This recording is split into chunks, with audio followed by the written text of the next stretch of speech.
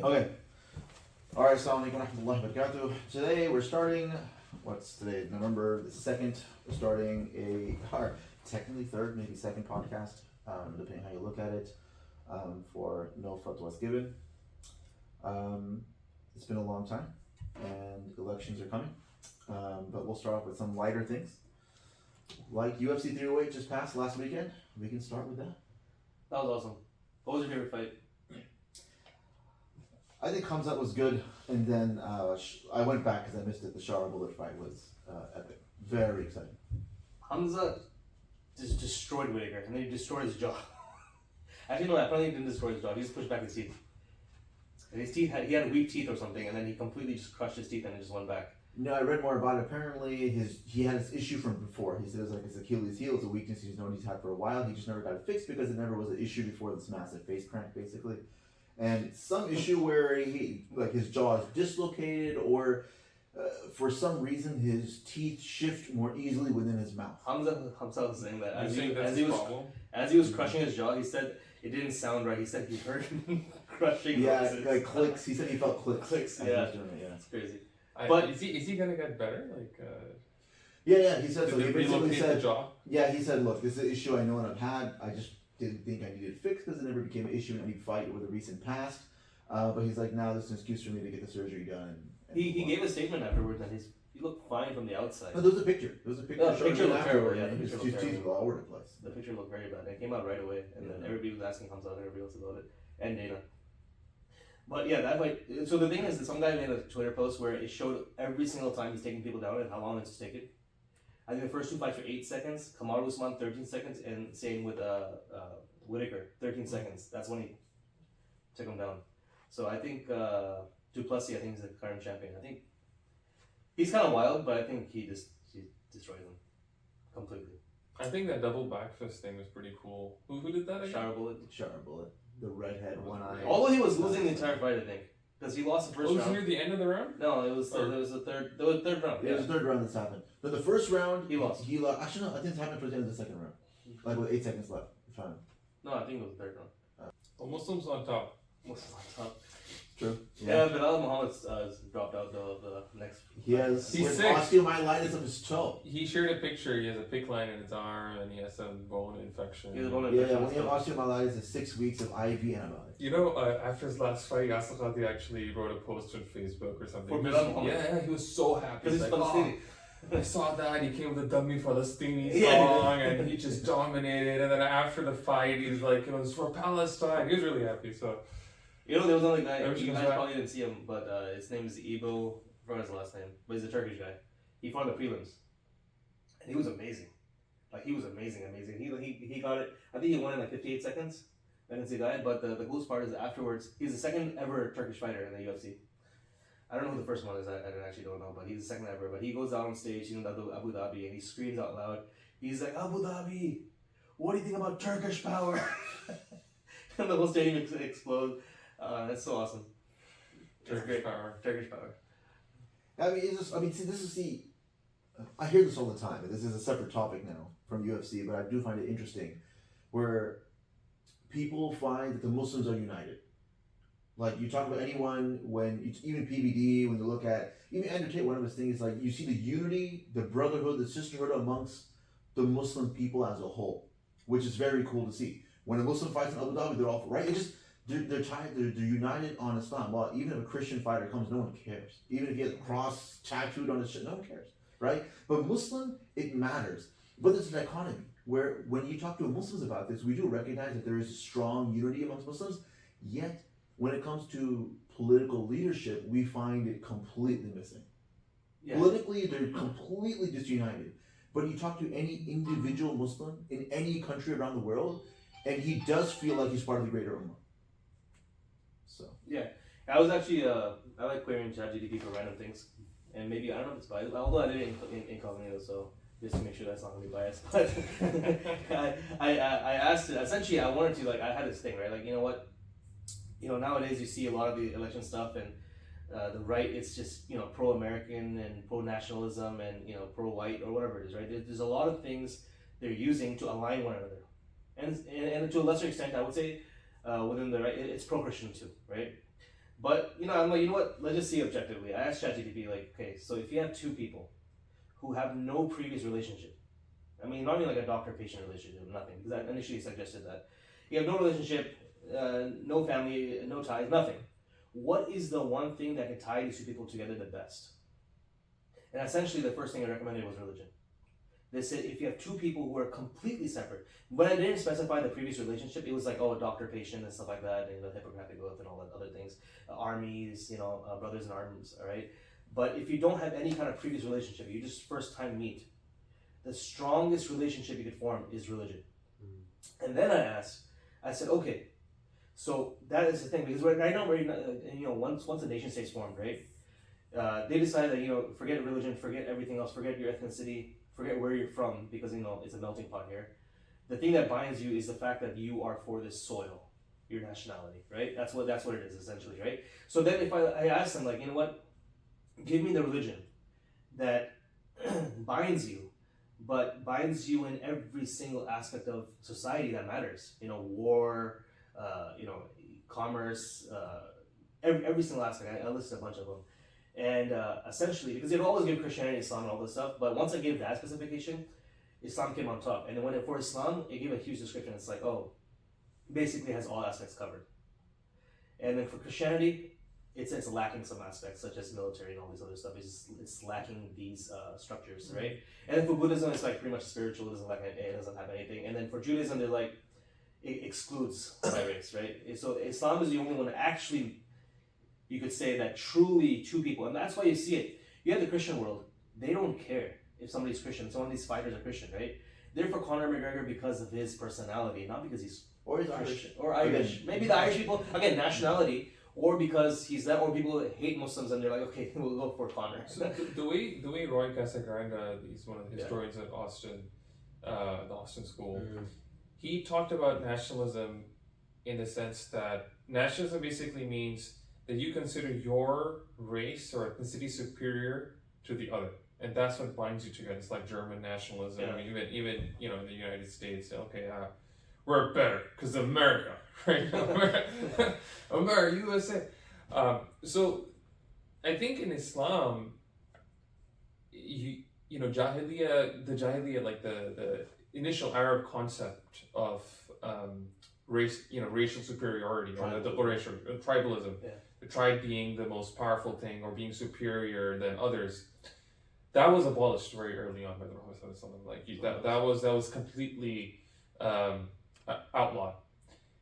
But in the modern nation state, that's still the most important thing, right? And I know you studied a lot more on this. But I mean, basically, you have like different nation states which form initially on like ideology, right? So you have like Napoleon, when he goes and France has their nation form, the first nation formed over there, basically, that's the beginning of nationalism, was France, and it was OP, because within 30 years he conquered like half of Europe, and they were so impressed by this. They're like, how are we gonna even keep up with it? And because of him, everyone adopted that too. Because before you had a monarchy, you were a subject of a monarch, you weren't a citizen of a nation.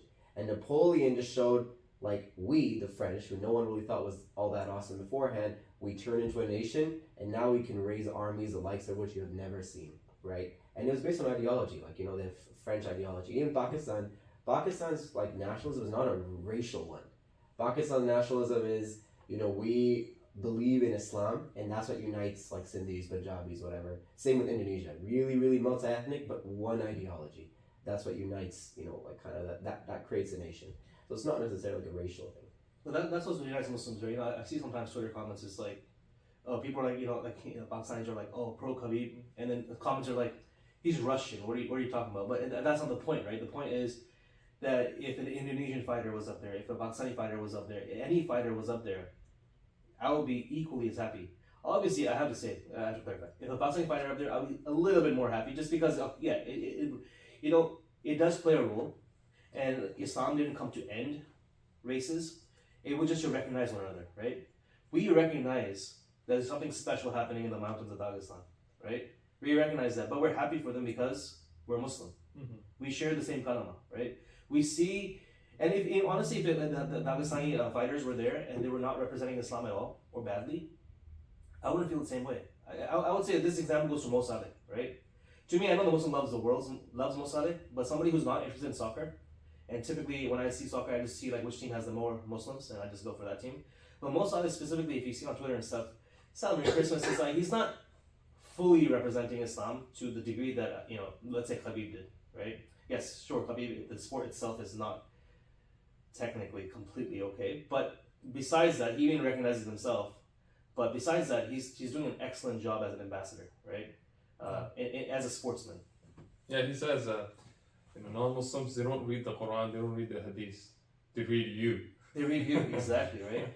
And he went on his whole thing, right? His whole thing nowadays, since he's out of the UFC, about no riba, right? Investment without riba, and he's very concerned that he has so much money, he wants to invest without riba, but he's doing everything publicly, so people see that, right?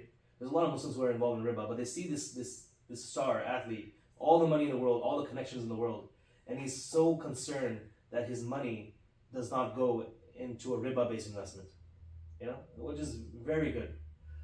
By the way, yeah, Trump loves Khabib. Yeah, Trump's on Joe Rogan he said that, right? Yeah, Joe Rogan asked. No, Trump asked Joe Rogan, who's the best UFC fighter of all time. I think Trump was expecting Joe Rogan to say Khabib. Yeah. He says, "Oh, John Jones, this, that, and then, what do you think of Khabib?" And he's like, "Oh, Khabib's there," and he's like, "Oh, people probably don't know who he is." Yeah, people, and then Joe Rogan's like, "No, everybody watching this show probably knows who Khabib is." Yeah. Like, Actually, I didn't see that, but that's interesting. yeah, he said he really likes that part of the world. It seems like Trump is very like Putin in that part of the world. He kind of wants to be friendly with him. I mean, that's a typical Democrat talking point, right? That, he loves dictators, and he loves the strong man, and he loves strong men in general, and... No, but I've said this to you guys before, and I think it's very interesting where, how is this a negative? I think Trump has said it himself, really, when people bring this up. He's like, how is this possibly a negative? Being on good terms with people can only be a positive. Even if you are strong-arming them. You could be threatening someone. But why come from a place that we've never spoken before, we never talked to you, and then you come and then you try to strong them versus having polite conversation. There is something to be said about small talk, polite conversation, smiling in each other's faces. You can be decent. You can even be likable on a person-to-person basis, but then have massively different interests, meaning Russia wants, and America wants, America wants. Exactly, yeah. There's nothing wrong with it. That's basically what you're talking about is diplomacy. Exactly. Right? Diplomacy is the whole idea that you can still talk to your adversary in a polite way, in a way that you get your points across, they get their points across, and you kind of negotiate. Yeah. But when you Hitlerize someone, then it's like, you cannot negotiate, right? You can't negotiate with terrorists, you can't negotiate with Hitler, you just got to take them out. Let's say you don't want to appease, right? It's like, don't appease Putin the way we appease, Hitler or something, right? And then you're like, because let's say Putin was going to conquer the whole world, so now don't negotiate with him. We're just going to fight him as much as we can right here, right now. It is funny because if you see the position of power, right?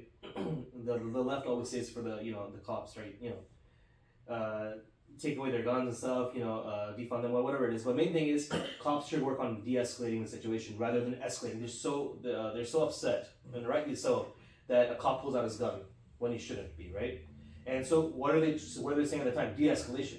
What does de-escalation mean? You talk, right? And the one thing is very important. You see all these like murders and mass, sudden killings that happen. It's usually by people who are outcasts from society, who are not communicating with society, right? Same thing with, the leader you have to be very worried about is a weak leader. Because if it's a weak leader, meaning they have very low diplomacy skills, they look fragile, right? They will compensate by going to war. Yeah. They'll go to war. They'll just go to war way more often to show that, no, in fact, we are not weak, right? Mm-hmm. And when you have somebody who's actually strong, you see that actually in strongmen, right? The really, really tough guys. I saw this in a YouTube video. Some guy who's like, he just came to like a strongman convention and he would just randomly bump people while walking past them. But he was like scrawny, right? And these huge guys will look at him and see that he's weak and be like, okay, this doesn't make no sense. And they wouldn't use their power. Actually, the stronger you are, you realize, okay, I can hurt somebody. Khabib said himself, right? At some point, he became very good at fighting. And he realized that he can't engage in these like street fights because he'll seriously hurt somebody. So he had to learn how to de-escalate. Like Musa al-Islam. Yeah, exactly. Yeah, right. Yeah, exactly, right? But that's the whole point. If you are a strong person, you won't resort to fighting all the time. But if you're a weak person, you will.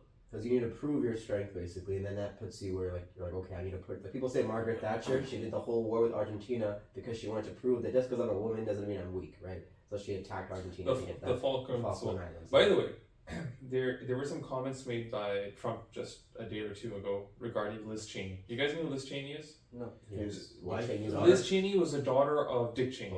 And Dick Cheney and Liz Cheney, they're like neocons number one. Okay, they're the ones who advocate for the Iraq War, Afghanistan, the butchers of Muslims, basically, those who they are, right? And Kamala Harris on the debate stage against Trump came up and said, "Oh, I'm endorsed by Dick Cheney." Well, nobody likes them. They are warmongers, okay? And so now somebody asked Trump, actually Tucker Carlson, he interviewed Trump just yesterday in Grand Rapids, Michigan. He asked him, hey, what do you think about Liz Cheney being on Kamala Harris' side? Do you think it helps her case? He's like, no. I think Liz Cheney hurts Kamala. Yeah. And in fact, she's a warmonger. She wants to go to war all the time. At any minute, she always wants to go to war. But hey, you know what we should do? We should send her to the front, get other our enemy's rifles trained on her face, and then she'll know what it feels like to be on the front. And by the way, the media just took this apart. They're like, oh my God, he's advocating for a firing squad execution of Liz Cheney, blah blah blah. That's not what he's saying. He's saying that she's a warmonger and she should be in the front. And the Falklands War, by the way, if I'm not wrong, the British royalty also participated.